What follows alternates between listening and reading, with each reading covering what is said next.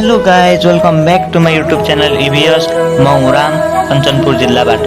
तपाईलाई थाहा नै छ, दसैँ हिन्दूहरूको ठुलो चाड हो र मेरो कलेजले पनि यसको लागि लामो बिदा दिएको छ।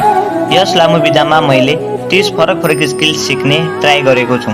आज यसको पहिलो दिन भएकाले म आज क्यामेरा चलाउन सिक्ने छु। क्यामेरा चलाउन सजिलो लागे पनि त्यति सजिलो नहुँदो रहेछ। पहिला मैले धेरै युट्युब भिडियोज र च्याटजिपिटीको सहायताले क्यामेरा चलाउन चाहिँ सिकेँ।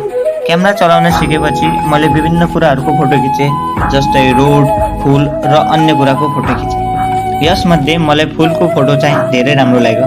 तपाईँलाई कुन फोटो राम्रो लाग्यो कमेन्ट गर्नुहोला।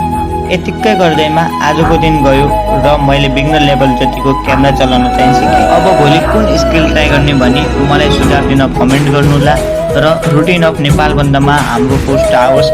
यसको लागि च्यानललाई लाइक र सब्सक्राइब गर्नुहोला। जय नेपाल।